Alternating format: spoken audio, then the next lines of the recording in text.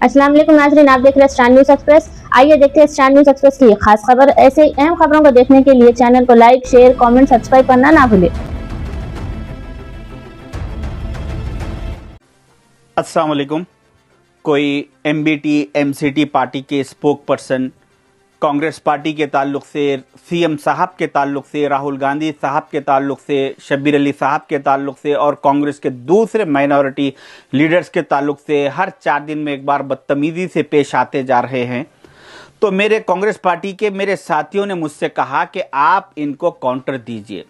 तो मैं मेरे साथियों से बोला कि अभी हमारा उतना बुरा वक्त भी नहीं आया कि हम एक ऐसी पार्टी के स्पोक पर्सन को काउंटर दे जिस पार्टी का ना तो कोई एक कॉर्पोरेटर है ना तो कोई एक वार्ड मेंबर है।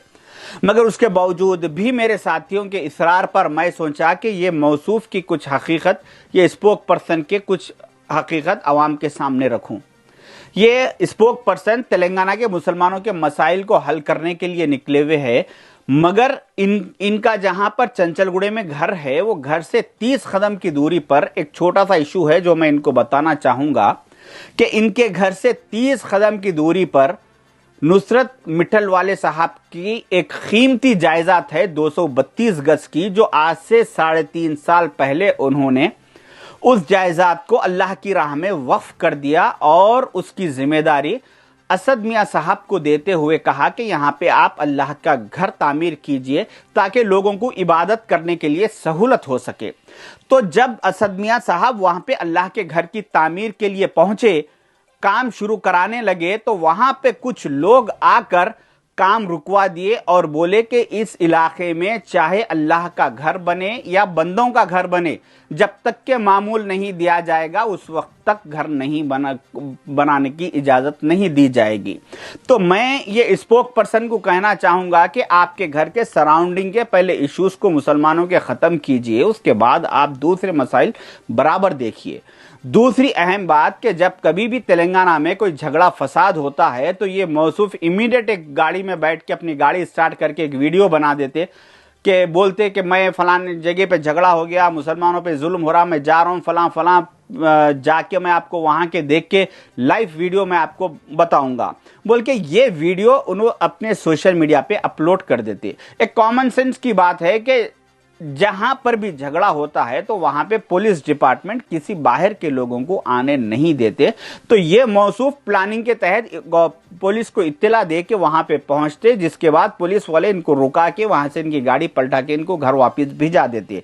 तो फिर ये घर आके बैठ के फिर एक वीडियो बना देते कि देखो मुसलमानों, मैं कौम के लिए कुर्बान होने गया था मगर मेरे को जालिम पुलिस, फलां पुलिस, अलां पुलिस मेरे को जाने नहीं दी, मेरे को वापस भेज दी। तो इनका काम, ये एक्टिंग में गुल्लू दादा से भी ज्यादा बेहतरीन एक्टिंग कर लेते। इनका काम वीडियो बनाने की हद तक ही है, इससे आगे इनका काम नहीं होता। कांग्रेस के दूसरे माइनॉरिटी लीडर्स बराबर अपना हर जिम्मेदारी निभा रहे हैं। जिस तरह से संगारेड्डी के मदरसे पे हमला हुआ तो कांग्रेस के सारे माइनॉरिटी चेयरमैन एक डेलीगेशन की तरह जाके डीजी साहब को, कमिश्नर साहब को, सबको एक रिप्रेजेंटेशन देके उन जालिमों के खिलाफ सख्त कार्रवाई करके उन लोगों को जेल भिजवाने का काम किया। उसी तरीके से जब जैनूर में फसाद हुआ था उस वक्त में 12 सितंबर 2024 को वहां के सुप्रिंटेंडेंट ऑफ पुलिस से मेरा डिस्कशन हुआ। जो ये व्हाट्सएप चैटिंग है इस पे मुझे वहां के कुछ लोगों ने वीडियोस भेजे कि ये लोग यहाँ पे अटैक कर रहे हैं घरों पे। तो मैं वो वीडियोस और उनके फोटोज, जिसमें से एक का नाम कनका राव नाम है, उसकी फोटोज के नाम के साथ मैं एसपी साहब को फॉरवर्ड किया। उसके बाद एसपी साहब का मुझे व्हाट्सएप पे रिप्लाई आया कि I will forward this DSP to take necessary action.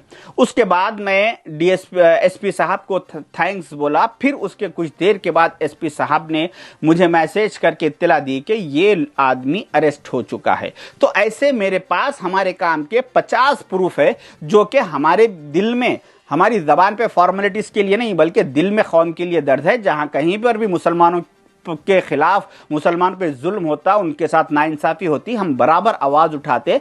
तो मेरा बोलने का मतलब यह है कि मेरे पास ऐसे 50 प्रूफ है, मगर मैं आज तक कभी किसी को बताया नहीं और बताऊंगा भी नहीं। एक ये मजबूरन मैं जैसो आवाम को बताने के लिए ये मेरी व्हाट्सएप चैटिंग में सोशल मीडिया पे डाला हूं ताकि नेक्स्ट अगर मैं ऐसी डालते रहा तो दूसरे वक्त में दूसरे बड़े ऑफिसर्स मेरे से व्हाट्सएप चैटिंग करने के लिए हिचकिचाते, वो आगे पीछे होते, वो एहतियात करते। इस वजह से मुझे हीरो काम से मतलब है, हीरो बनने का मुझे शौक नहीं है, फेमस होने का, मुसलमानों की लाशों पर, मुसलमानों के इश्यू को बिगाड़ के हीरो बनने का या फेमस होने का शौक नहीं है जैसा दूसरे लोगों को शौक है। मुझे अल्लाह ताला ने जितनी इज्जत दी उतनी अल्हम्दुलिल्लाह काफ़ी है। रहा सवाल दूसरा, तो इसी बात से मैं एक बात ये कह देना चाहूंगा कि अगर कोई कांग्रेस पार्टी के ताल्लुक से, राहुल गांधी साहब के ताल्लुक से, सीएम साहब के ताल्लुक से गैर जिम्मेदाराना अल्फाज का अगर इस्तेमाल करेंगे, अगर पॉलिटिकल अगर कुछ इख्तिलाफ है, बोलना है वो अलग चीज है, मगर बदतमीजी से अगर पेश आएगा तो मैं ऐसे लोगों की डेट ऑफ बर्थ से डेट ऑफ टिल डेट तक की हिस्ट्री निकाल के आवाम के सामने रख दूंगा। शुक्रिया, अल्लाह हाफिज।